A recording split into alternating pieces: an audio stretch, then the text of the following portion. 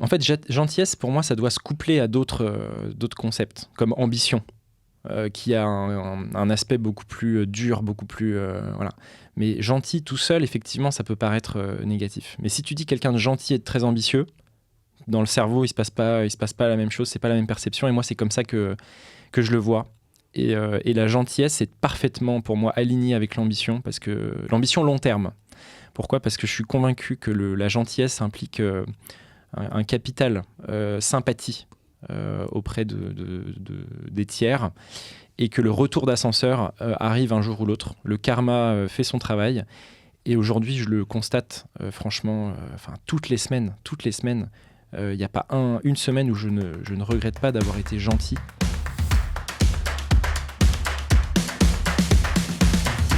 Je suis Mathieu Lolland, cofondateur d'un club d'entrepreneurs et créateur de ce podcast. Et aujourd'hui, j'ai le plaisir de vous partager ma conversation avec Alexandre Bonetti, cofondateur et CEO de Simple & Beau, l'agence web la mieux notée de France sur Google et Trustpilot, avec ses plus de 8000 clients. C'est un patron qui m'inspire énormément par son leadership fondé sur la gentillesse à toute épreuve, doublé d'un sens business très fin. Dans cet épisode, on va parler de son enfance où il a été harcelé, de comment se faire adorer de ses clients, de son burn-out, de pourquoi il n'aime pas le management, de la culture unique qu'ils ont réussi à construire et de sa relation avec ses associés. Abonnez-vous sur votre plateforme préférée et si vous avez apprécié ce moment, mettez 5 sur 5, ça nous aide énormément. Merci beaucoup. Avant ça, une dernière chose, je remercie notre partenaire 108 milliards fondé par Mounia RK. C'est le coaching basé sur les neurosciences qui t'apprend à reprogrammer ton cerveau pour parvenir à tes objectifs. J'en bénéficie depuis 3 mois, c'est absolument ouf. J'ai réussi à reprogrammer totalement mon agenda, à oser y intégrer des moments de pause, à caler les moments importants au bon endroit et aussi à pratiquer la visualisation et le téléchargement de pensées pour être bien plus performant dans mes journées. Je vous invite à les contacter vivement. Les gars, moi je vous souhaite un bon podcast. Merci. Merci Lokman. Trop bien, merci. Allez, magnifique. Quel plaisir d'être avec Alexandre Bonetti aujourd'hui en cette douce matinée un peu froide, mais que tu réchauffes immédiatement par ta présence. Bien sûr, le froid et c'est la vie. Le froid, c'est la vie. Exactement. Je veux du froid, je veux du gras, disait Chicandier.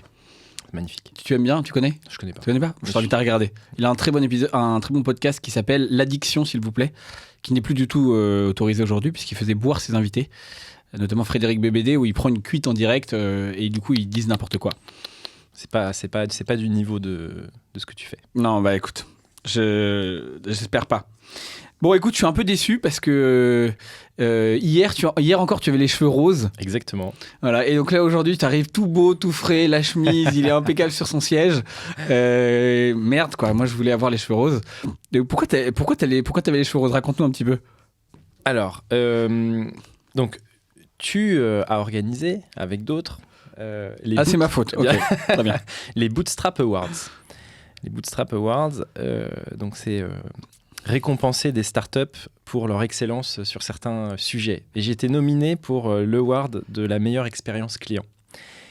Et il fallait récolter des votes. Et donc, j'ai fait un post LinkedIn où j'ai un petit peu trop ouvert ma bouche et où j'ai dit, si je gagne, je me teins les cheveux en rose.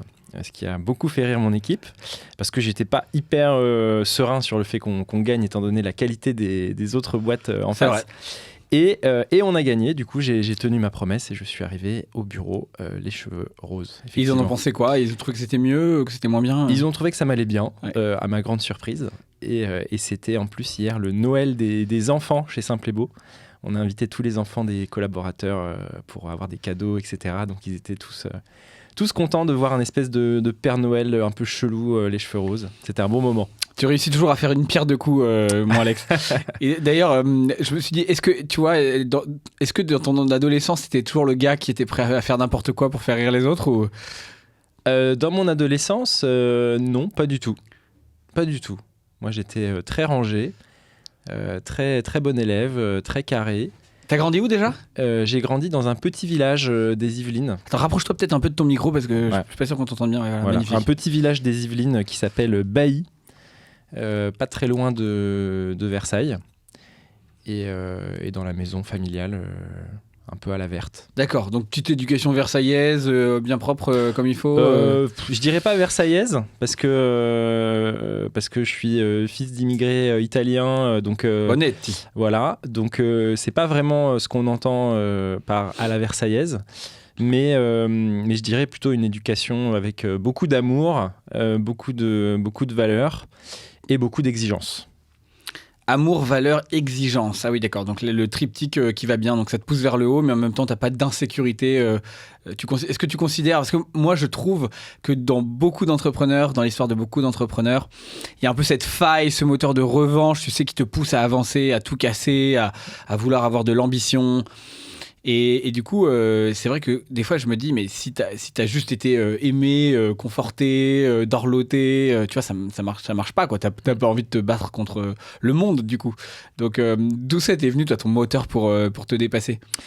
Alors déjà, juste pour rebondir sur ce que tu dis, moi je connais des entrepreneurs qui n'ont pas de traumatisme fondateur et qui trouvent leur motivation autre part. Et je trouve ça d'autant plus beau, d'autant plus puissant. Parce que le problème du traumatisme fondateur, c'est qu'une fois que tu l'as résolu, bah, t'as plus de motivation si c'était que ça. Voilà. Donc ça, on pourra aller faire de la psychanalyse après. Pourquoi ? Parce que pour l'anecdote, hein, j'ai des clients psychanalystes. Et du coup, je discute parfois avec eux. Tu fais une petite session gratos. Et oui, et j'adore discuter avec eux. Ça fait partie de la richesse du métier. Et on a abordé ce sujet avec un de mes clients récemment. Pour répondre à ta question, si moi j'avais un traumatisme fondateur qui venait pas du tout de ma famille, mais plutôt de l'école, parce que quand j'étais petit à l'école, j'avais pas mal d'avance, et donc j'étais plus jeune et plus petit que tous les autres. J'étais aussi un peu plus gros. T'as sauté combien de classes ? En fait, c'était un peu particulier parce qu'ils mélangeaient les classes, mais en gros 2 classes, quoi. Okay. En gros. Plus petit, plus gros, ok, alors voilà. Intéressant. Alors là, je rebondis direct. Et donc, effectivement, en tout cas, j'ai souffert d'une exclusion.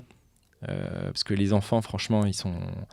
Ah, le collège, ils sont durs. Enfin, et j'avais beau être dans un collège, lycée qui est censé être bon, dans un quartier des Yvelines plutôt protégé, etc. Donc, j'avais vraiment pas à me plaindre.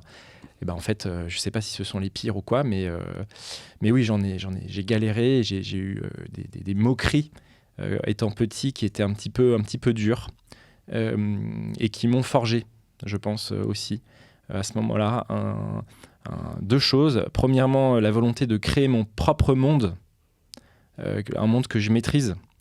Un monde, c'est le monde de l'entreprise en fait. Hein.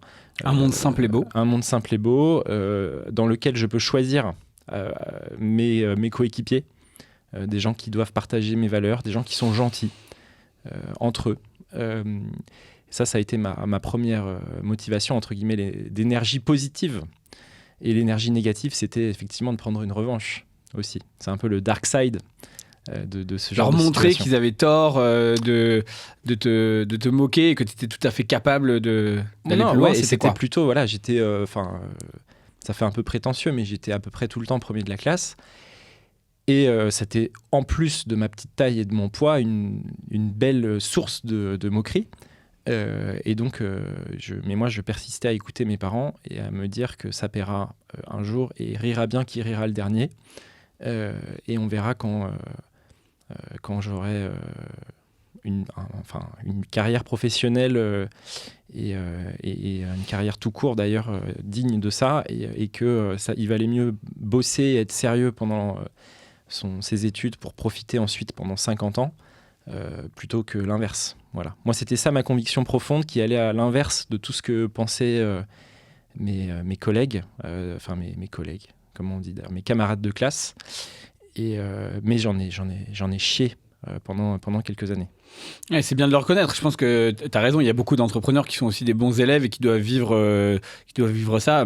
Ça me fait penser à une très bonne interview de Georges Saint-Pierre, combattant de MMA, sur Legend, qui dit que quand il était petit, il était tout chétif et très timide, donc il n'arrivait même pas à parler aux gens et donc il se faisait maltraiter, tabasser dans la cour.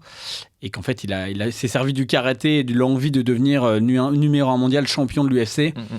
pour se dépasser, pour prendre cette revanche, et qu'il a croisé des années après le bully. En plus, il parle québécois, donc je sais plus comment il faut arriver à le faire avec l'accent, mais le bully qui le revoyait, qu'il a revu et qui du coup et auprès duquel il lui a donné une opportunité d'emploi et il l'a aidé. Et il s'est dit voilà, ça c'est ça ma meilleure revanche sur la vie, c'est de me rendre compte que le gars qui était concentré sur être meilleur que les autres, paraître meilleur que les autres, il a fini malheureusement dans la rue. Et moi, ma meilleure revanche, c'est de l'aider à grandir, quoi. Donc voilà. Écoutez cette interview qui est magnifique.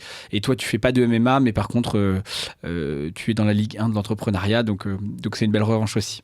C'est une revanche, et puis encore une fois, la revanche, en fait, elle n'est qu'éphémère, parce qu'une fois que quelque part, tu as trouvé une place, que tu considères que quelque part, tu as atteint tes objectifs, si c'était que ça ta motivation, bah, une fois que c'est gagné, entre guillemets, tu n'es plus motivé. Et donc là, c'est hyper risqué. Donc heureusement, cette motivation, elle a mûri vers quelque chose de beaucoup plus profond, de beaucoup plus mature, de beaucoup plus positif, qui consiste en fait à créer un environnement de travail et un service qui incarne des valeurs de gentillesse, d'exigence, qui sont pour moi des valeurs essentielles, parce qu'effectivement, j'en ai pas profité pendant cette enfance, et du coup, c'est devenu des choses cardinales de ma vie pro et perso aujourd'hui.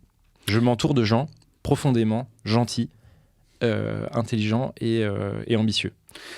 C'est intéressant ce mot gentil, parce que je trouve qu'aujourd'hui il est tellement galvaudé, on assimile ça toujours à, tu sais, il est gentil monsieur, enfin tu vois, c'est un peu similé à débile, quoi. Ouais, mais la gentillesse, c'est quoi la gentillesse pour toi? Ça veut dire quoi la gentillesse? Tu la définirais comment? La gentillesse, ça veut pas dire naïveté du tout. En fait, gentillesse pour moi, ça doit se coupler à d'autres concepts, comme ambition, qui a un aspect beaucoup plus dur, beaucoup plus voilà. Mais gentil tout seul, effectivement, ça peut paraître négatif. Mais si tu dis quelqu'un de gentil et de très ambitieux, dans le cerveau, il se passe pas la même chose, c'est pas la même perception. Et moi, c'est comme ça que je le vois. Et la gentillesse est parfaitement, pour moi, alignée avec l'ambition, parce que l'ambition long terme. Pourquoi ? Parce que je suis convaincu que la gentillesse implique un capital sympathie auprès des tiers, et que le retour d'ascenseur arrive un jour ou l'autre. Le karma fait son travail, et aujourd'hui je le constate franchement, toutes les semaines, il n'y a pas une semaine où je ne regrette pas d'avoir été gentil avec les gens, sans le moindre intérêt a priori, au moment où j'ai été gentil. Et je suis convaincu de la victoire des gentils sur le long terme. Voilà, sur le long terme. C'est pas ce que disent malheureusement les théories sur la confiance, tu sais, où tu te dis que dès que tu as un loup dans la bergerie, il va arriver à pourrir les autres qui sont trop naïfs, trop gentils. À court terme. À court terme. Et tu vas voir, parce que moi, le loup dans la cour de récré, il est pas bien là, aujourd'hui. Ok, donc c'est comme Georges Saint-Pierre, quoi, le mec qui te bully quand t'étais petit, il est pas ouf, quoi, c'est ça. En fait, j'espère qu'il est bien intrinsèquement, mais la situation a bien changé, et je peux pas juger de son bonheur aujourd'hui, je suis pas dans sa tête, mais pour rien au monde, j'échangerais ma place avec la sienne. Et aujourd'hui, tu vois, ça m'est arrivé très régulièrement de recroiser des gens que j'avais pas vus depuis 15 ans. Et avec qui j'avais été gentil. Et en fait, tout de suite, tu peux faire du business. Tout de suite, tu peux avoir des échanges profonds. Tout de suite, tu te rends compte que tu as un socle de valeurs communes. Et tu peux faire des choses beaucoup plus intéressantes avec eux. Écoute, en tout cas, je peux témoigner devant ce micro que tu es quelqu'un de gentil. C'est gentil. Alexandre, toujours prêt à aider, toujours prêt à prendre du temps. Ça a toujours été le cas. Donc ça, c'est vrai. Je témoigne de la véracité de ce propos. Et donc ton autobiographie, on l'appellera Éloge de la gentillesse. Et de l'ambition. Et de l'ambition. Et de l'ambition. Les deux. Ok, réunir les deux, pas mal. Je vais passer pour commencer une musique que tu nous as choisie, qui est la musique qui incarne ton adolescence sur ce sujet. Donc on va la mettre tout de suite, c'est Sia, c'est ça ? Vas-y. Allez, c'est parti. On écoute et on va danser de façon un peu gênante à la caméra.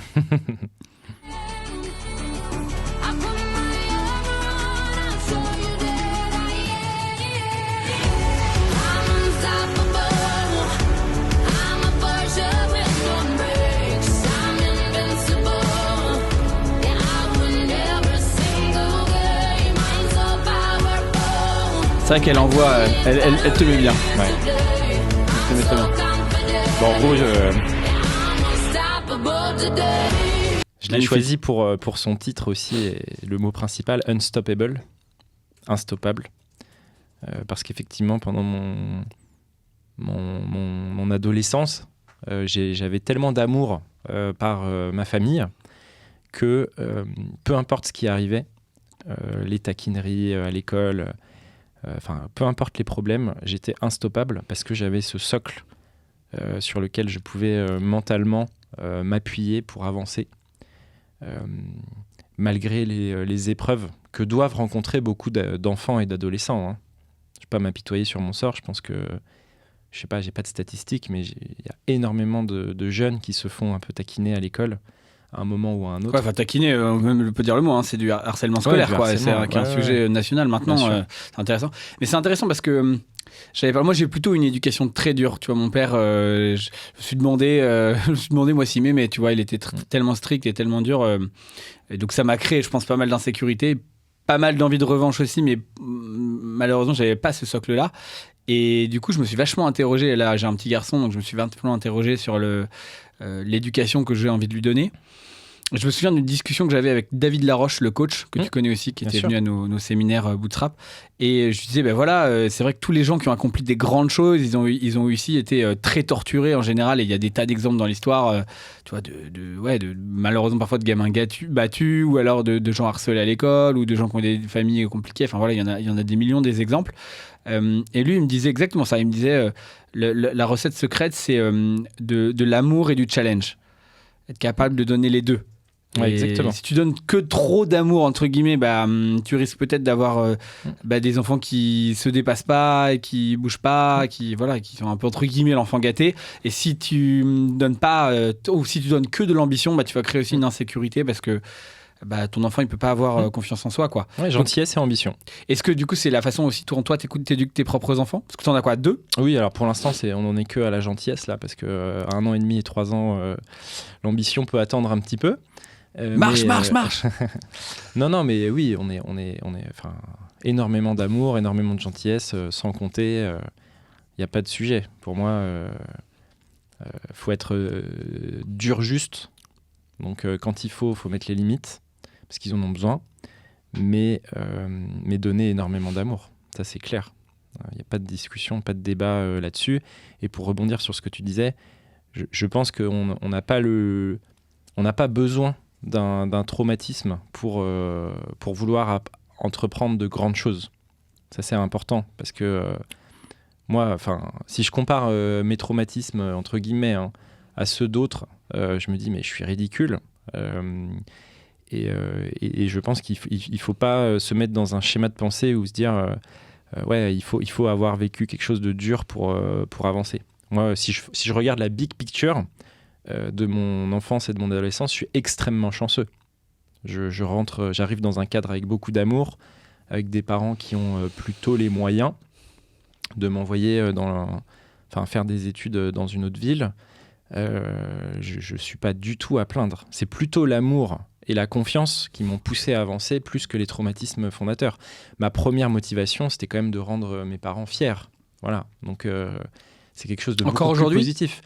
Non, parce que j'ai l'impression d'avoir atteint cet objectif. Donc là, je le fais plus pour moi que pour les autres. Ouais, en fait, de toute façon, comme tu dis, il y a un moment donné où il faut passer d'un moteur extrinsèque, type revanche sur la vie, que ce soit effectivement des harceleurs scolaires ou le manque d'amour de tes parents ou quoi que ce soit, à quelque chose qui est pour soi, en fait. De pérenne, surtout. De pérenne. Mais je trouve que ça demande du boulot sur soi, parce que tu vois, j'en connais quand même des entrepreneurs parfois très successful. Le dernier qui avait vendu une boîte pour plus de 20 millions d'euros et qui m'a dit, quand je lui ai demandé de résumer sa vie professionnelle, qui m'a dit c'était de la douleur. Tu vois, c'était de la douleur parce qu'il a jamais bossé sur lui et du coup il était en perpétuelle revanche. Tu vois, il faut que je progresse, il faut que j'aille plus loin, il faut que je gagne de l'argent. Et tu vois, des symboles sociaux qui te légitiment parce qu'en fait en lui-même je pense qu'il se sentait pas confiant. Et c'est vachement dommage. Je me dis mais quelle horreur, tu vois. Donc comment t'as fait toi? Comment t'as fait pour les entrepreneurs qui peut-être sont pas encore très centré sur un moteur intrinsèque. Tu as fait comment ? Ouais. Alors, moi, mon cheminement, il a évolué, mais je me suis toujours dit, déjà, il faut que je fasse en sorte que ma boîte puisse me payer. Et pour arriver à ce premier objectif, effectivement, j'étais prêt à souffrir. Parce que sans ça, tu ne peux pas continuer. Une fois que cet objectif est atteint, qui pour moi est essentiel, et ça vaut le coup de souffrir pour ça, je me suis fixé des nouveaux objectifs, mais qui sont importants, mais pour moi, il est devenu important de profiter du chemin. C'est un peu banal ce que je dis, mais le problème, c'est que si tu te focalises que sur les objectifs, il y a quoi après un objectif une fois que tu l'as atteint ?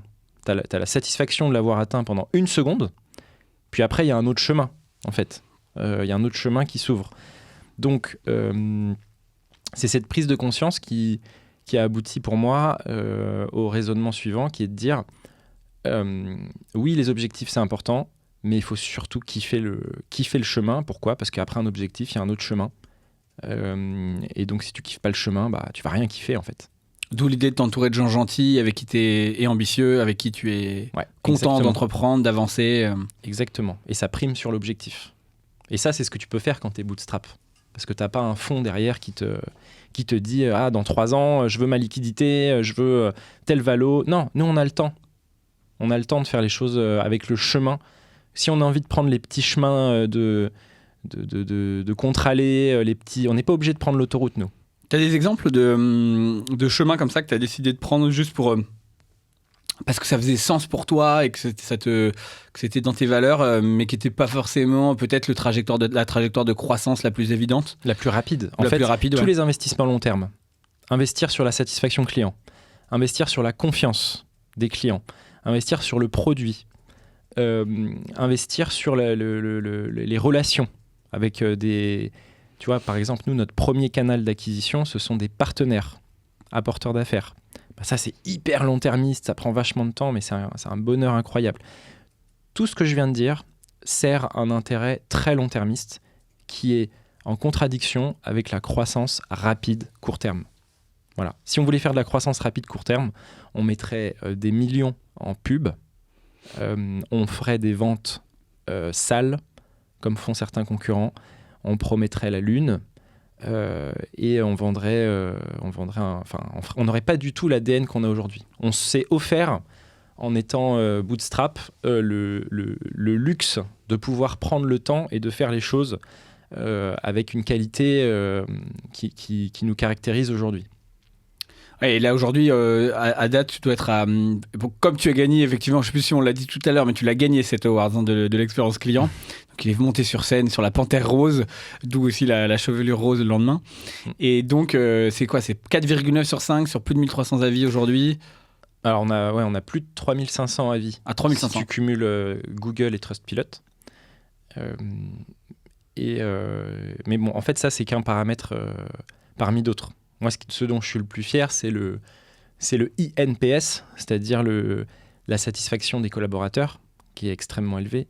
C'est nos avis Glassdoor, c'est la fidélité de nos clients, c'est que 75% de nos nouveaux clients arrivent par de la recommandation.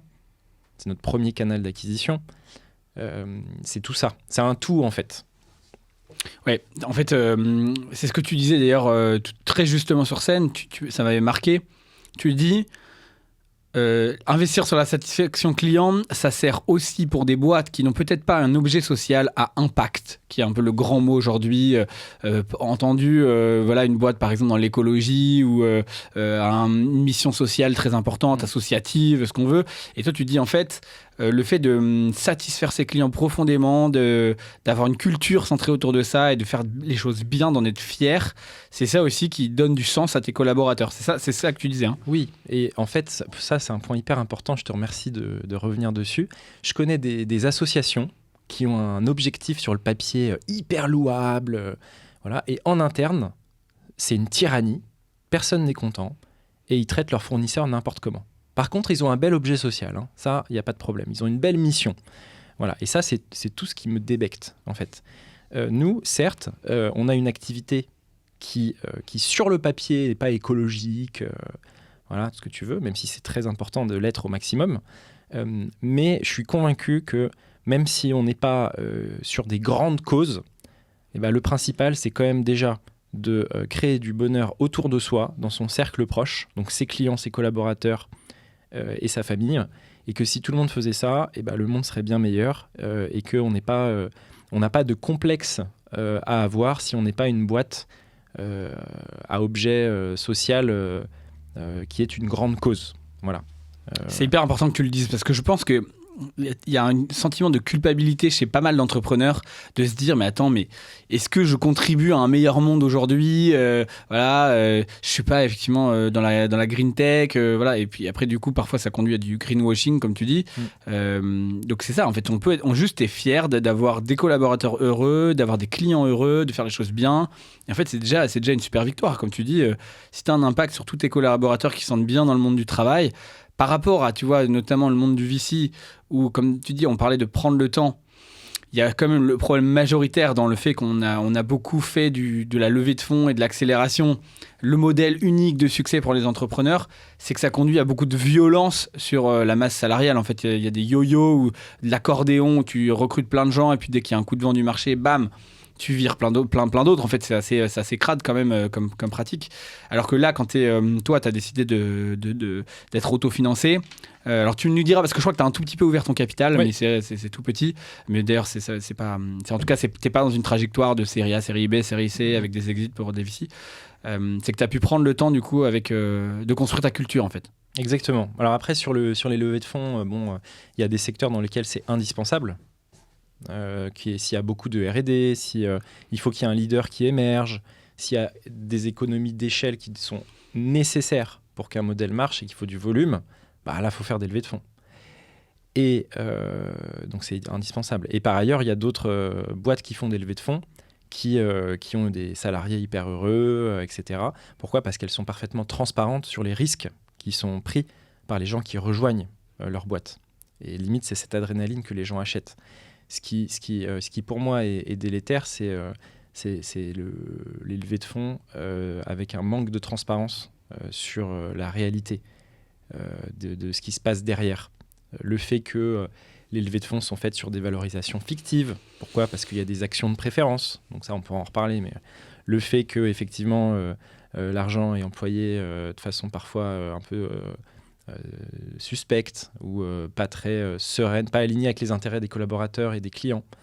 Enfin voilà, c'est ça que moi qui me débecte. Et puis tu vois, ça a été aussi je parlais avec Alexandre Bellitti de Clinique, qui est une boîte un service de nettoyage professionnel. Donc il nettoie les bureaux de plein d'entreprises.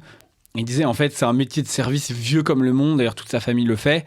Et lui, comme il est rentré dans le monde de la tech très vite, on lui a dit mais il faut que tu lèves des fonds, il faut que tu accélères. Alors que c'est un modèle de service qui n'a pas du tout d'économie d'échelle. En fait, si tu veux faire plus de business, il faut plus de gens, quoi, concrètement.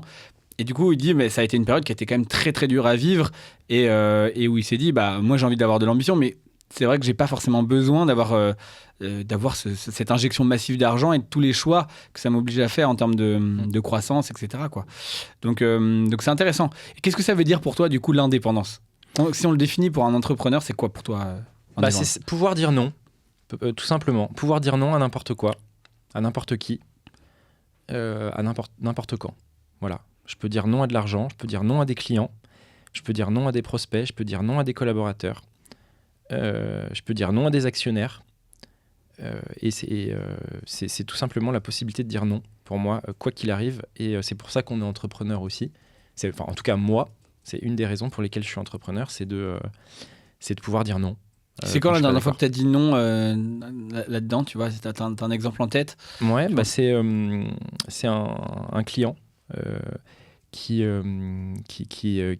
n'était pas correct avec mes équipes.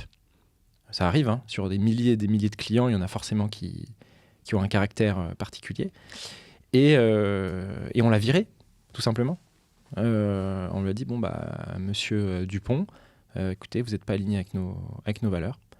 On vous rembourse 100% de ce que vous avez payé depuis le début. Et on vous donne 3 mois pour trouver une autre solution. Voilà. Décision prise, au revoir. Et on le fait parce que A, B, C, D, E, F. Et on va faire en sorte de vous aider à trouver un autre. On ne veut pas vous prendre en otage, on va vous trouver une autre solution qui vous correspondra mieux, etc. Mais de notre côté, c'est fini. Voilà. Si vous voulez nous mettre un avis négatif, allez-y, il n'y a pas de problème. Ce sera noyé dans la masse. Et moi, je protège mon équipe. Et il a réagi comment ? Alors, ça désamorce tout de suite.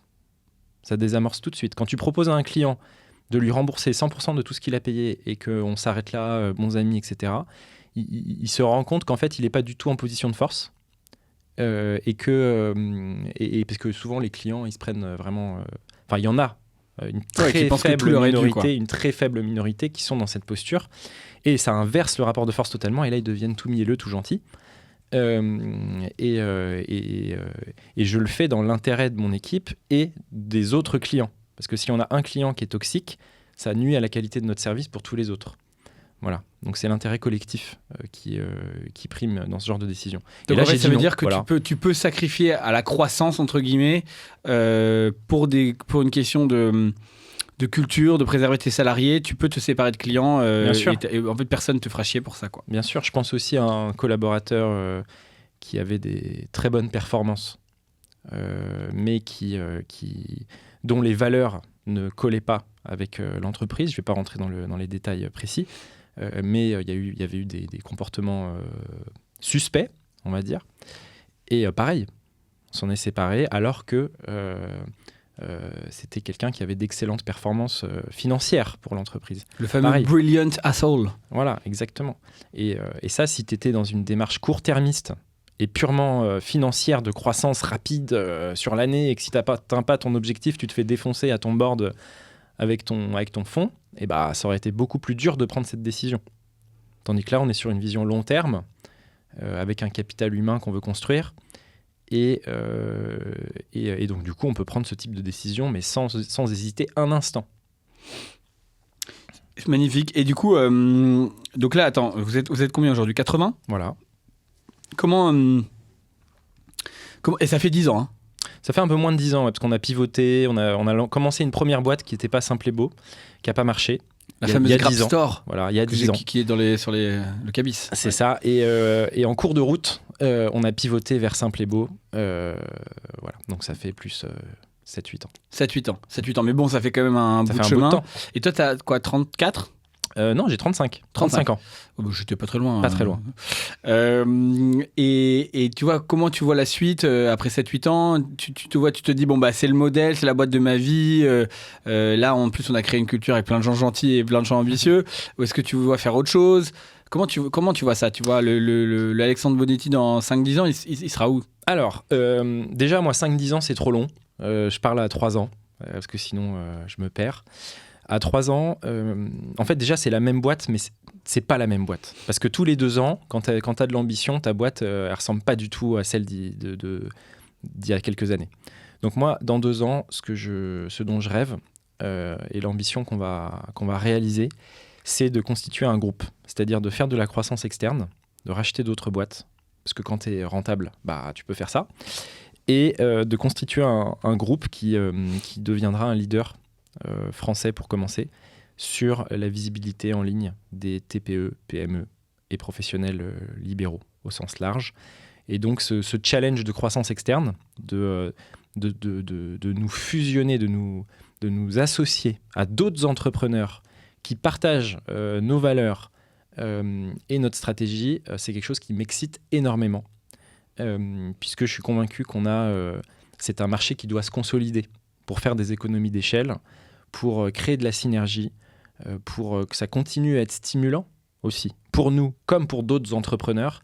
Je pense qu'il faut à un moment créer un groupe d'une taille significative qui rassemble beaucoup d'expertise et des acteurs de notre marché qu'on connaît bien et avec qui je me vois parfaitement travailler, ou d'autres acteurs que je vais être amené à rencontrer dans les prochaines années, puisqu'on commence tout juste cette démarche de constitution d'un groupe. Écoute, j'espère que dans 3 ans, tu gagneras l'award du Monopoly, qui est l'award sur la croissance externe du Club Bootstrap. Donc, en effet, c'est une bonne stratégie de croissance. Ça suppose quoi sur ton rôle ? Toi aujourd'hui, tu es quoi ton rôle d'ailleurs ? Tu es CEO ? C'est quoi ? Moi, je suis CEO, ouais, tout à fait. Et j'ai des associés qui complètent l'équipe dirigeante. Et j'ai notamment un associé qui a quasiment le rôle de directeur général, puisque c'est lui qui manage quasiment l'intégralité de l'équipe et qui fait le run. Et moi, je fais plutôt le build, donc la construction de nouveaux projets, etc. Et ma vision, c'est maintenant que j'ai trouvé cet associé qui peut prendre le rôle du DG, quoi, du run, c'est de me focaliser sur cette constitution de groupe et donc d'être un architecte de la constitution de ce groupe et plus dans le run. Toi, ça te faisait moins kiffer, c'est ça ? Alors moi, déjà, je n'aime pas manager. Donc, je suis très mauvais, d'ailleurs, en management. Intéressant. Voilà, je le sais.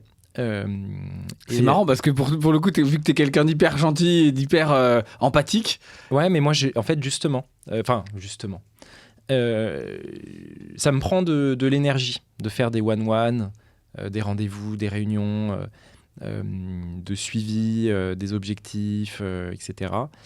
Et je ne suis pas fan de la relation que ça crée avec les gens. Et j'ai pas de talent. Voilà. Donc sur ce sujet. Et j'ai un associé, pour le coup, qui adore ça, qui est brillant et qui sait tirer les équipes vers le haut mieux que moi. Par contre, là où je pense m'épanouir et où je sais être bon, c'est le développement de nouveaux projets, de nouveaux canaux d'acquisition, le 0 to 1. Et souvent, dans les équipes dirigeantes, d'ailleurs, c'est assez régulièrement un binôme qui est complémentaire sur ces deux facettes. Un qui fait la direction générale et un qui fait le développement. Ouais, Et je suis en train de me mettre dans ce schéma, justement, pour faire beaucoup plus de développement. Et c'est ça qui me passionne. C'est bien que tu le reconnaisses, parce qu'en effet, moi, ma théorie, c'est qu'il y a vraiment beaucoup d'entrepreneurs qui sont des mauvais managers. D'ailleurs, l'entrepreneuriat dans un sens de développement, comme tu dis, c'est-à-dire de créer des opportunités, d'ouvrir des portes, d'accélérer, de conquérir de nouveaux marchés, etc. C'est une énergie qui peut être assez loin des gens, qui peut être assez loin du management, qui demande de faire bouger un cargo, surtout quand tu as 80 salariés, il faut faire bouger un cargo, il faut prendre soin de chacun, faire en sorte que chacun soit à sa place. C'est une énergie de dingue, quoi.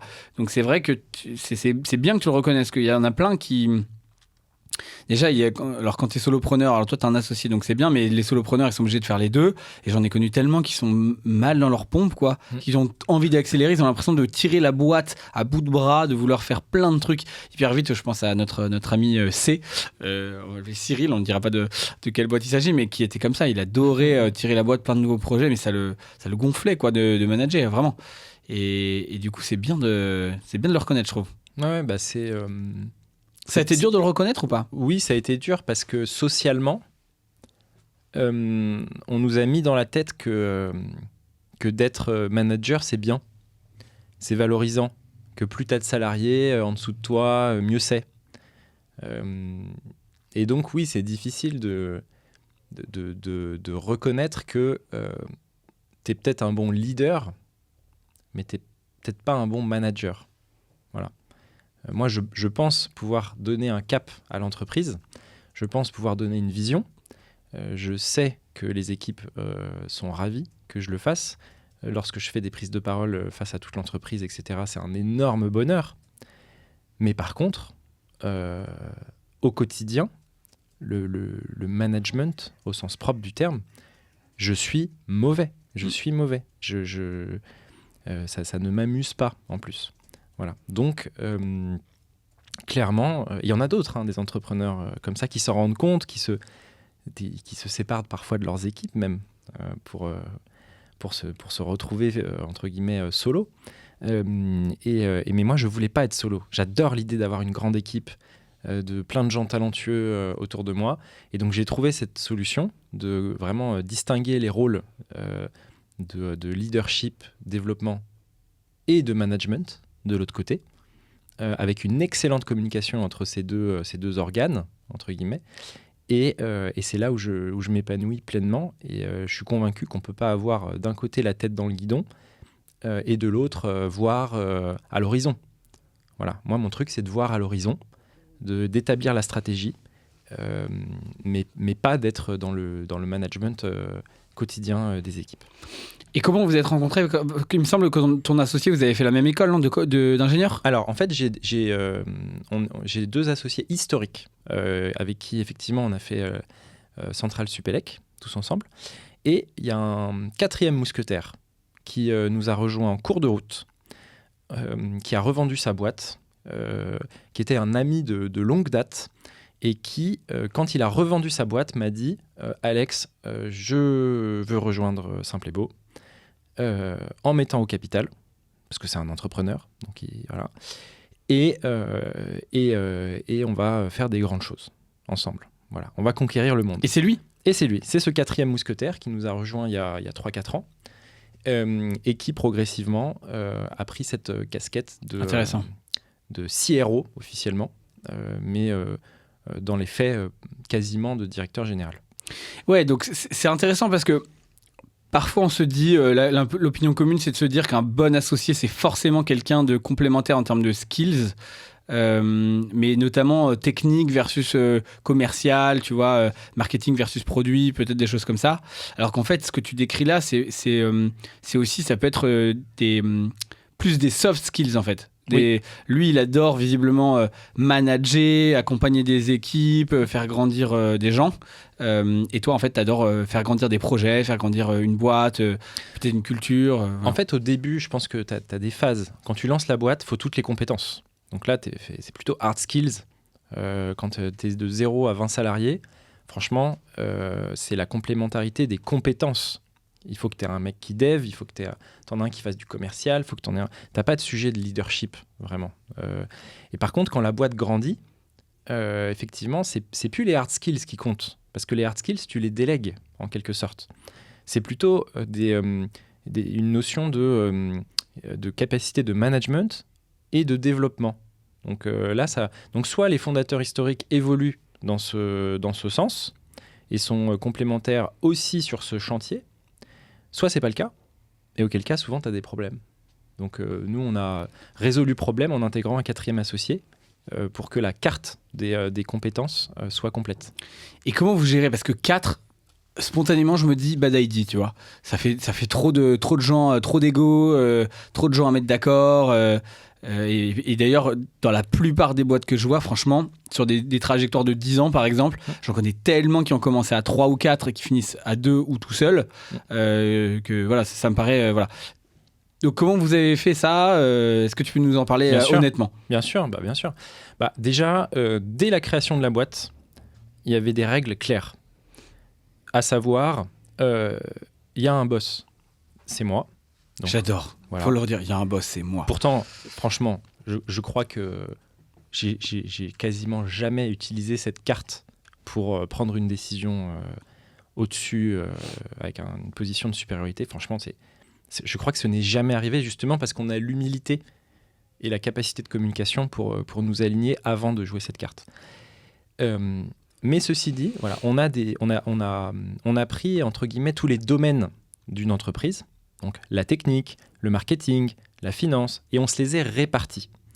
Et on a une règle, c'est que chacun doit être décisionnaire dans son champ de compétences. Je te donne un exemple. J'ai un associé qui est directeur technique, Jérémy, et il y a eu un choix technique à faire à un moment qui était faire une refonte totale de notre techno en changeant de langage de programmation. J'étais contre. Le 3e associé était contre, mais c'est le périmètre de Jérém. Donc on lui a dit qu'on était contre, mais on lui a laissé la décision.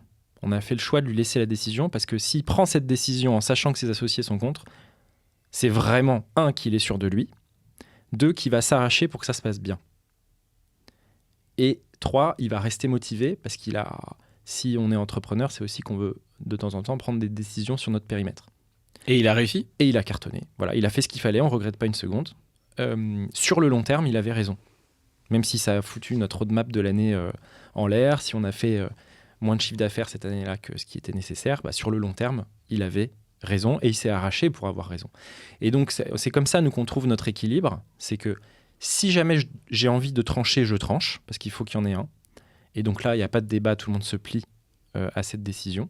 Mais avant ça, on essaye quand même de respecter les périmètres des uns et des autres. Et malgré une bonne communication, on laisse les gens trancher sur leur périmètre. Sauf si je mets mon veto au bout du bout, mais c'est quasiment jamais. Intéressant. Et donc finalement, tu vois, les décisions, elles se prennent... On n'a pas besoin d'être tous d'accord, du coup, dans ce contexte. Chacun est entre guillemets, maître de son périmètre, informe les autres, voit s'il y a des oppositions fermes ou pas, et on avance. Mais comment vous communiquez ? Il y a bien dû y avoir des moments où ça quand même ça chauffe, quoi, non ? Ça chauffe, bien sûr. Il y a eu des moments clés dans l'histoire de notre boîte, sur l'association.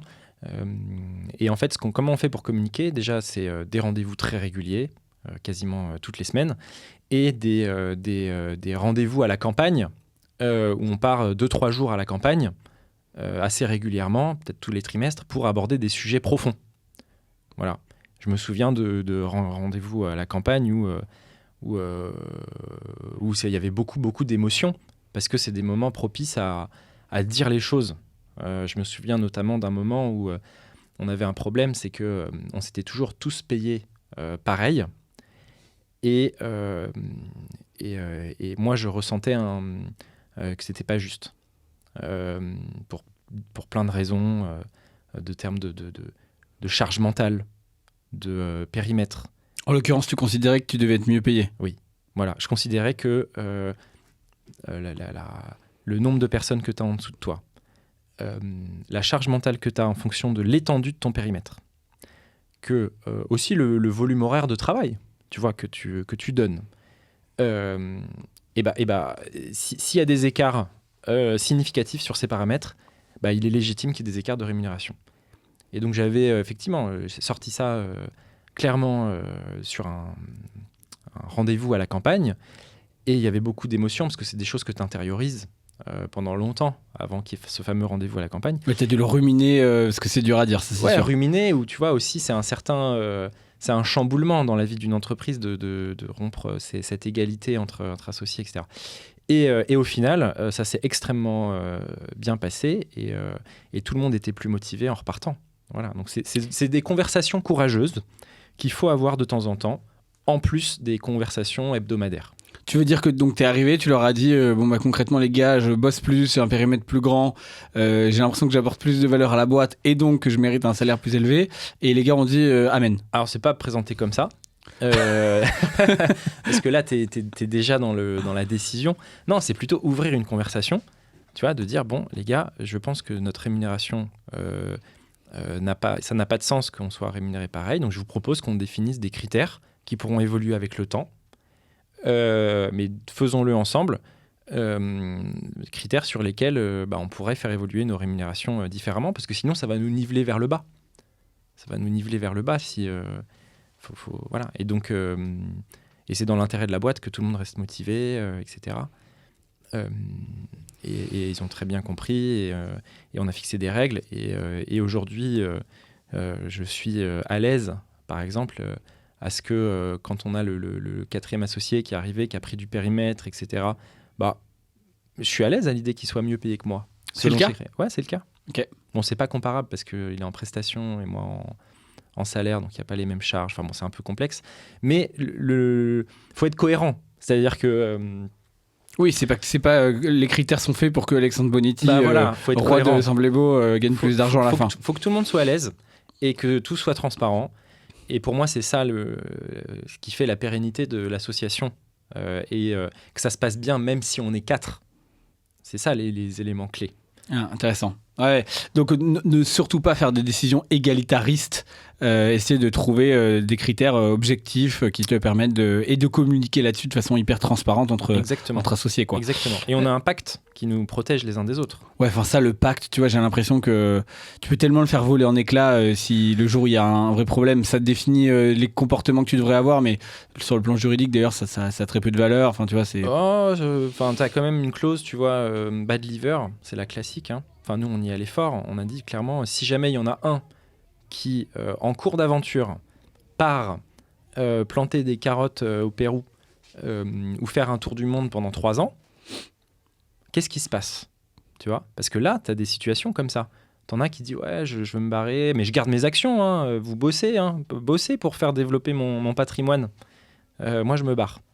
Elle se dit bah non, c'est pas possible. Donc on a créé des règles, typiquement où si on a un qui fait ça, bah il est obligé de vendre ses actions aux autres dans des conditions fixées à l'avance. Ok. Voilà. Ok. Donc en fait, quand même, ok, il faut rester à bord quoi pour pouvoir bénéficier du succès de Simple et Beau. Voilà. Ça me fait penser justement à ce sujet de vie pro, vie perso. Toi, comment tu vis comment tu vis l'investissement Enfin, j'ai pas mal de questions, mais déjà, peut-être, est-ce que tu peux nous raconter un moment difficile que tu as vécu sur... Parce que je sais, hein, je pose la question, voilà, je l'amène, c'est téléphoné comme jamais, mais tu as vécu un burn-out, en fait, donc j'avais envie de revenir là-dessus. Comment tu as vécu cette période ? Est-ce que tu peux nous en dire un peu plus ? Ouais, bien sûr. Bah, en gros, il y a une période difficile, je pense, pour beaucoup d'entrepreneurs. C'est quand tu es à 30, 40 personnes, que tu as 20 personnes en direct et que tu n'as pas encore l'argent pour prendre du middle management.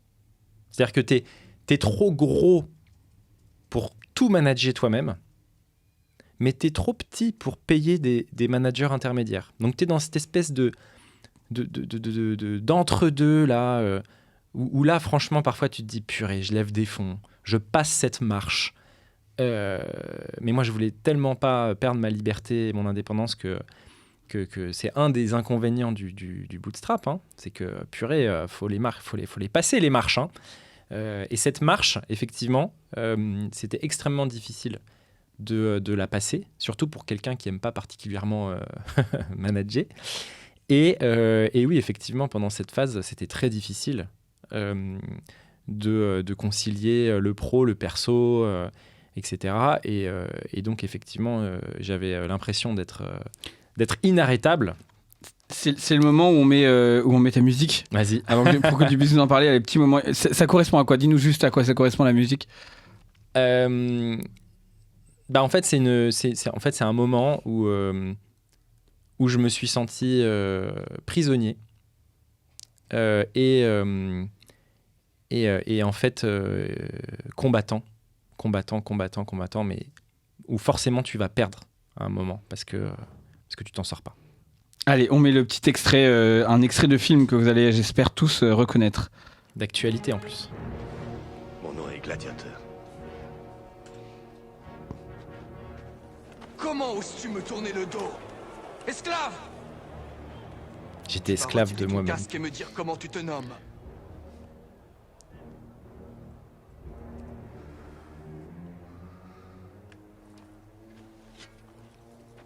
Je ne peux pas mettre plus fort. Hein. Mon nom est Maximus Decimus Meridius. Commandant en chef des armées du Nord. Général des Légions Félix. Fidèle serviteur du vrai empereur Marc Aurèle. Père d'un fils assassiné. Époux d'une femme assassinée. J'adore. Séquence émotion. Dans cette vie ou dans l'autre.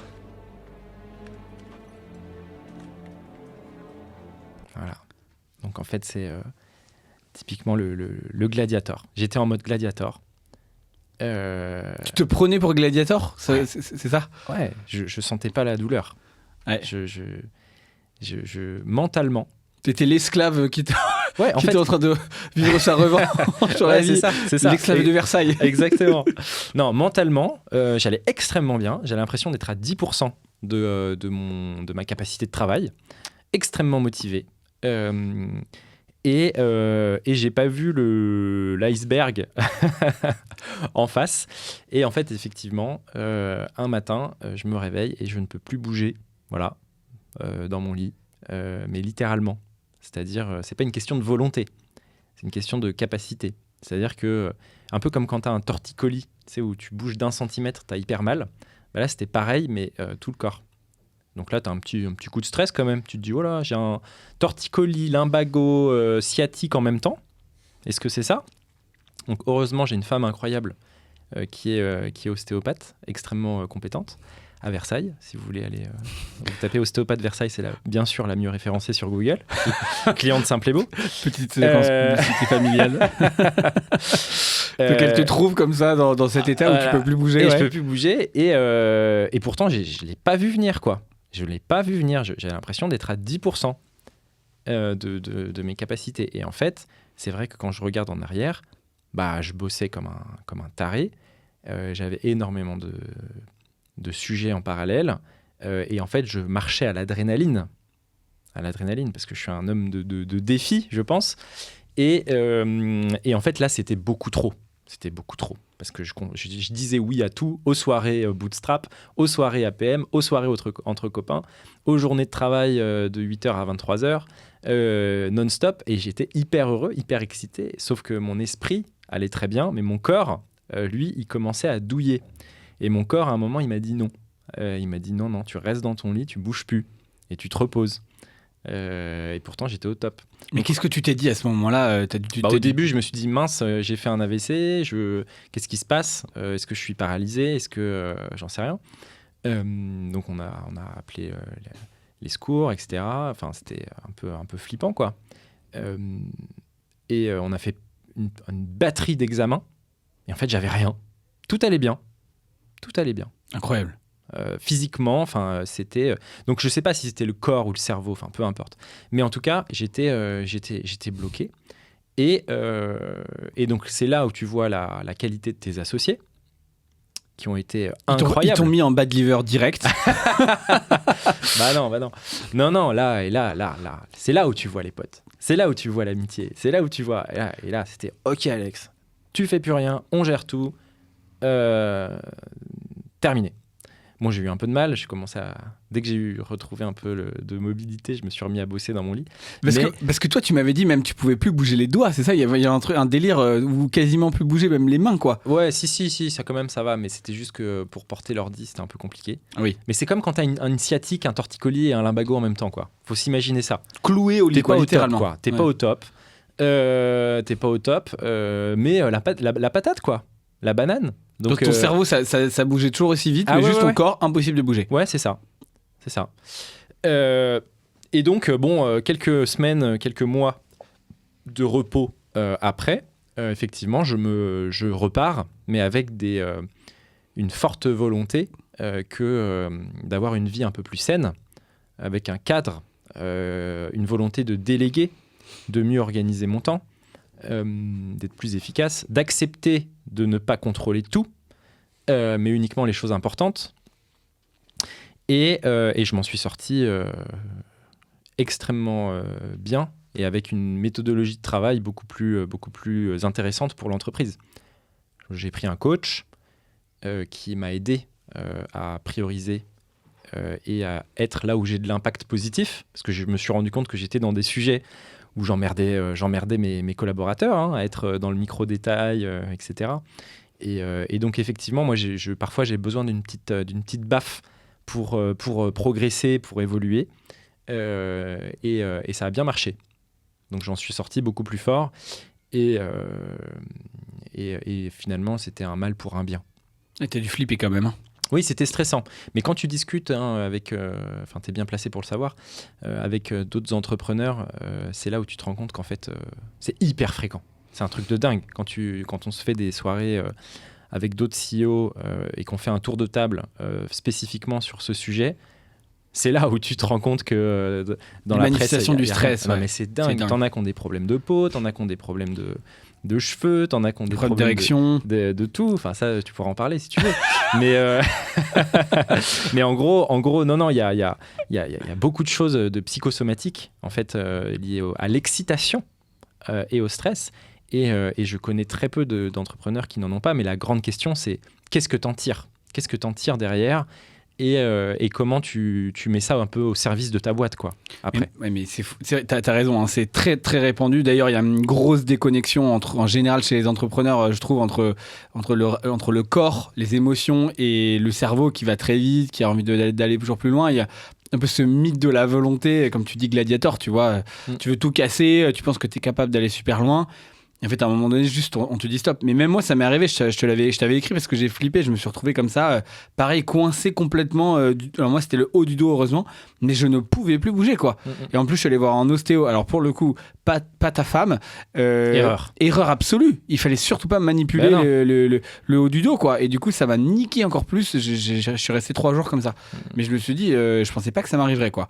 Donc faites gaffe. Si vous avez l'impression que vous allez bien, mais que en réalité ça va trop vite, c'est que faut quand même faire être connecté, quoi. C'est du bon sens. Tu vois, 8h, 23h tous les jours, plus des soirées. Et pourtant, j'ai toujours une. Enfin, on me dit que j'ai une grosse capacité de travail, mais il faut pas non plus abuser. Sinon, ça veut dire que tu as un problème dans ton organisation. Et ça change pas que je fais toujours des très grosses journées et que j'adore ça. Et que je pense que ma capacité de travail, elle a pas bougé. Mais c'est juste que je passe pas mon temps à faire du micro-détail. Elle ressemble à quoi, du coup, ta semaine type d'entrepreneur aujourd'hui ? Écoute, ma semaine type, c'est déjà des réunions stratégiques avec le CODIR. Donc, c'est l'équipe dirigeante de la boîte, 5-6 personnes. Des réunions avec les actionnaires, parce qu'on a quand même quelques investisseurs. Des réunions produits et finances, parce que ce sont les 2 sujets sur lesquels je fais pas mal de choses, que ce soit des spécifications produits ou des choix financiers en termes d'investissement, de rétro-planning, de budgétisation de PNL et du développement. Donc là, typiquement, en ce moment, c'est rencontrer des concurrents pour essayer de les embarquer dans un projet de constitution d'un groupe. C'est le truc qui m'excite énormément en ce moment. Et dans ce contexte, je rencontre aussi beaucoup d'entrepreneurs qui ont déjà constitué des groupes en rachetant d'autres entreprises pour m'enrichir sur le sujet. Voilà, je suis adepte du fait de rencontrer des gens qui ont 2 à 3 ans d'avance sur toi pour faire ce qu'il faut, pour faire les choses proprement. Donc toutes les semaines, j'essaye de rencontrer un autre. Tes fameux déj là, tu disais quoi, un déj par mois avec une personne inspirante ou... Ouais. Et donc j'ai développé carrément effectivement une méthode pour ça. Par semaine d'ailleurs. Ouais. C'est par mois, une personne inspirante par mois. Si vous allez sur Google et que vous tapez comment rencontrer une personne inspirante par mois, Alexandre Bonetti, vous allez trouver un article qui explique en détail comment je fais pour déjeuner une fois par mois avec des gens extrêmement inspirants, des leaders d'opinion. T'as eu qui par exemple? J'ai eu des champions olympiques, j'ai eu le recordman du monde de l'enduroman, c'est une espèce d'Ironman encore plus puissant. L'enduroman? Ouais, c'est le Paris-Londres en traversant la Manche à la nage. Wow. Et que ça se fait à peu près en 24 heures. Ça dépend pour qui. Voilà. Toi, tu restes dans la Manche. C'est ça. Moi aussi. Mais voilà, j'ai eu des directeurs généraux de très belles boîtes, comme Decathlon, Natixis, Saint-Gobain. J'ai eu des gens qui avaient revendu leur boîte. J'ai eu des gens qui ont créé des groupes. Moi, c'est ce qui m'intéresse en ce moment, qui sont un peu moins connus. C'est pas forcément des stars, hein. Il y a beaucoup de gens qui sont brillants et qui ont beaucoup de choses à nous apporter, mais qui sont pas dans la presse. Il faut faire un peu de recherche. C'est tout le sujet du Club Bootstrap, c'est ça. Hein. C'est des gens assez méconnus sur LinkedIn, mais qui ont des boîtes incroyables sous les radars, quoi. Exactement. Le dernier en date, là, celui qui a gagné meilleur bootstrapper, Jean-François Bandet de Bohémie, oui. Qui a des boulangeries que vous connaissez tous à Paris maintenant, qui sont en pleine expansion internationale, et qui a monté Venom, la marque de gants de boxe, de gants de MMA, qui est en partenariat avec l'UFC. Et le gars, je l'ai découvert sur un Typeform, quoi. Il ne parle jamais dans la presse, il est nulle part, il a 3000 abonnés sur LinkedIn. Ouais. Il a une boîte de dingue, quoi. Bah ouais, bien sûr. Non, mais il y en a plein comme ça qui sont passionnants et qui sont beaucoup dans le partage. Et donc, ça fait partie de mon quotidien, d'aller justement à l'extérieur, m'enrichir, et derrière, de transmettre tout ça de façon synthétique et sous forme de vision à toute mon équipe, en fait. Ça fait partie de la mission, de regarder l'horizon, d'aller s'enrichir à l'extérieur et d'apporter cette expérience à l'intérieur. Donc, typiquement... Et ça marche parce que vous êtes 4 aussi. Ça marche parce qu'on est 4, exactement. Mais voilà, on a pris des décisions fortes grâce à ces rencontres. Typiquement, je donne un exemple, augmenter le prix sur notre base de clients installés. Moi, j'étais en panique à l'idée de faire ce move, de prendre tes 10 000 clients et de leur dire à partir du 1er janvier, le prix passe à temps. J'étais en panique. Mais c'est à force de rencontrer d'autres entrepreneurs du SaaS qui le font très régulièrement, qui savent communiquer, qui savent le justifier, qui ont la bonne méthodologie pour le faire, qu'on a décidé de le faire, et c'était sûrement l'une de nos meilleures décisions de l'année. Voilà, et ça vient de l'externe. Ouais, si tu restes trop la tête dans le guidon, de toute façon, c'est sûr que... Ok, voilà. Inspirant. Aller rencontrer des gens en suivant la méthode d'Alex sur LinkedIn. Du coup, par rapport à ça, pour revenir sur ce burn-out, qu'est-ce que tu as ajusté et comment tu gères ce qu'on appelle... Déjà, comment tu vois cette question de l'équilibre pro-perso qui, je trouve, est un peu réduite à... voilà, il faut s'arrêter après le travail et puis passer à autre chose. Voilà. Donc, pour des gens qui adorent bosser, parce qu'en fait, il y en a plein, des gens qui adorent bosser. C'est ton cas, hein, d'ailleurs, c'est ça qui t'a mis dans la merde. Comment tu vois ça et comment tu as ajusté, là, du coup, depuis le burn-out ? Déjà... Quand tu es dirigeant, faut clairement faire une espèce de matrice de tes sujets sur 2 axes. Est-ce que c'est important, pas important ? Eisenhower. Voilà. Et est-ce que c'est urgent, pas urgent ? Voilà. Donc déjà, tu répartis tes sujets. Et ce qui est important et urgent, bien sûr que tu le gères. Et le reste, si c'est ni important ni urgent, tu l'évacues direct. Et si c'est que l'un, que urgent et pas important ou l'inverse, tu le planifies. Mais t'es pas obligé de te mettre en rush pour ça. C'est la matrice d'Eisenhower, si vous voulez aller voir sur Google, elle s'appelle comme ça. Et après, ça c'est un premier raisonnement. Un deuxième raisonnement, c'est en fait, quand tu es dans l'intensité, moi je suis dans l'intensité, tu ne peux pas être dans le calme. Tu ne peux pas. Par contre, ton ambition, ton intensité, tu peux la mettre autre part que dans le boulot. Ça, c'est un truc que quand on m'a dit non, mais il faut que tu te détendes, faut que tu te fasses de la méditation, du yoga. Moi, ça marche pas. Pareil. Voilà, il faut de l'action. Sauf que tu peux la mettre autre part, l'action, dans des choses dans du sport, dans des rencontres, avec ta famille. Tu peux mettre des trucs, tu peux faire des grands projets. Tu peux sur de l'auto-formation, sur des sujets différents en fait. Où tu vas pas t'épuiser toujours sur la même tâche. En fait, il faut diversifier là où tu mets ton énergie. Enfin, moi, c'est ce que j'ai fait, et c'est comme ça que je suis heureux. C'est dans l'intensité. Mais faut pas être mono sujet. Faut pas être monomaniaque. Tu mets ton intensité sur différentes choses, et c'est ça qui te permet de trouver un équilibre. Exactement. Et ça peut être dans ta vie perso. Elle est comment justement la satisfaction client dans le couple simple et beau? Est-ce que ta femme te note 5 sur 5? Déjà, ma femme est une cliente, historiquement. Donc, c'est te dire l'investissement qu'on a envers nos clients. Attends, est-ce que tu l'as rencontrée alors qu'elle était cliente? Non, en fait, elle était prospect. C'est pas vrai. Elle est arrivée. Si, je me souviens très bien. Voilà, elle est arrivée, elle a appelé Simple et Beau. Elle a dit oui, je veux un site, mais moi, je bosse beaucoup. Il me faut un rendez-vous à 20h. Bon, il n'y a plus que moi qui bossais à 20h à cette époque. Et donc, elle est arrivée. Comme quoi ça sert, hein. Et coup de foudre. Et on est ensemble depuis ce jour-là. Je lui ai non seulement vendu un site ce jour-là, mais je me suis vendu moi-même. Il est trop fort. Voilà. Et c'est une cliente partenaire de Simple et Beau et de Incroyable. Moi. Voilà. Donc, je sais plus quelle était ta question, mais comment ça se passe du coup dans la famille C'est intéressant parce que je pense que les entrepreneurs ont beaucoup cette problématique quand même du rapport au couple, à la famille, du temps qu'on peut y consacrer, comment on fait pour passer des bons moments. Bah oui, alors clairement c'est un vrai challenge parce que moi, ma compagne est aussi entrepreneuse, elle est ostéopathe mais elle a beaucoup de choses en lien avec l'ostéopathie donc, qui sont véritablement de l'entrepreneuriat. Donc, envoyer des équipes d'ostéo en entreprise ou sur des événements sportifs comme des marathons, des choses comme ça, c'est une vraie entreprise, elle fait aussi beaucoup d'immobilier. Et donc, en étant tous les deux entrepreneurs, c'est dur de trouver des moments pour nous, etc. Mais on y arrive. On a aussi créé des projets communs. Typiquement, on fait de l'immobilier ensemble. Donc ça nous permet de passer des bons moments ensemble, mais toujours dans l'intensité, en fait.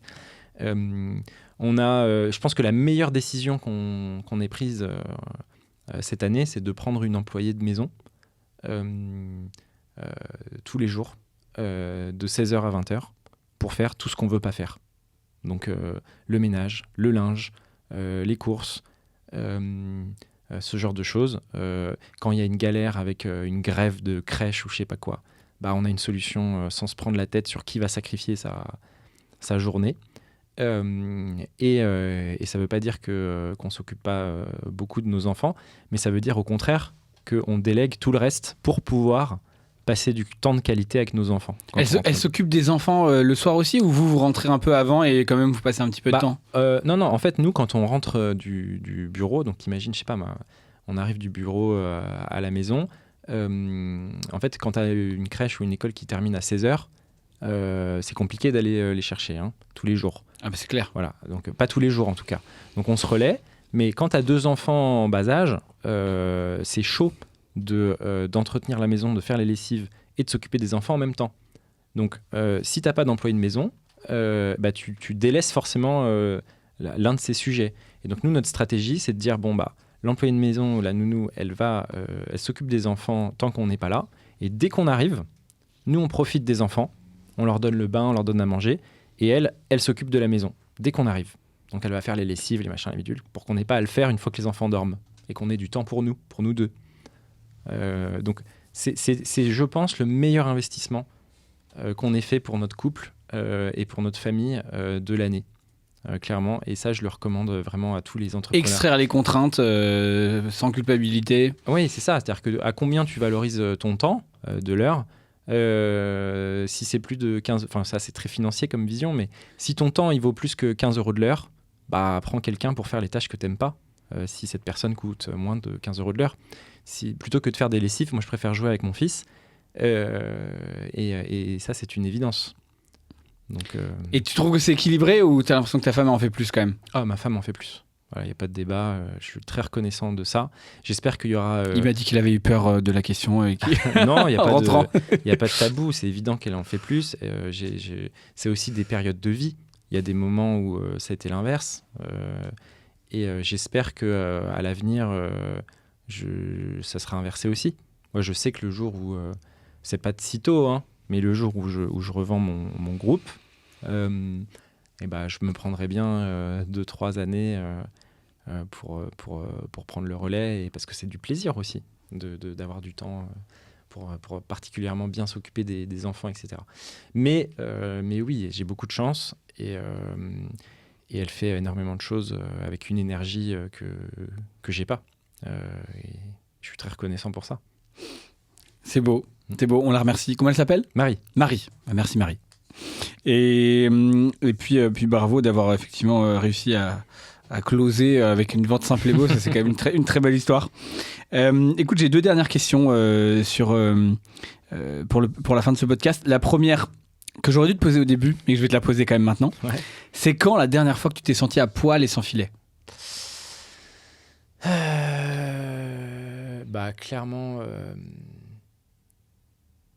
Clairement, c'était à la remise du prix des Bootstrap Awards. Parce que tu te retrouves face à des centaines d'entrepreneurs qui sont tes pairs, qui ont réussi, face auxquels tu te sens tout petit et que tu dois parler. Il y avait 350 personnes. 350 personnes, c'est... Pourtant, j'ai fait des podcasts, passages télé, etc. Mais là, le fait que ce soit tous des entrepreneurs, je ne sais pas pourquoi, ça m'a mis un coup de pression. J'avais envie d'être à la hauteur de l'événement. Et j'ai eu un coup de stress qui fait que j'ai pas fait la moitié des blagues que j'avais prévu de faire. Mais oui, j'étais surpris, j'ai senti, mais tout le monde a stressé, c'est un truc de fou. Ouais. Donc bon, j'étais quand même satisfait de ma prestation, mais je me suis senti un peu à poil face à ces 700 yeux qui me regardaient, qui étaient des entrepreneurs que je juge à succès et que j'estime énormément. Voilà, ça c'était, je pense, la dernière fois. Ouais, de toute façon, on en parlait avec Alexandre Belliti sur la peur de la prise de parole en public, qui est la peur numéro 1, d'ailleurs, chez les gens. Mais là, si je comprends bien chez toi, c'était même pas tellement la peur de parler en public, parce que tu es assez bon, il me semble.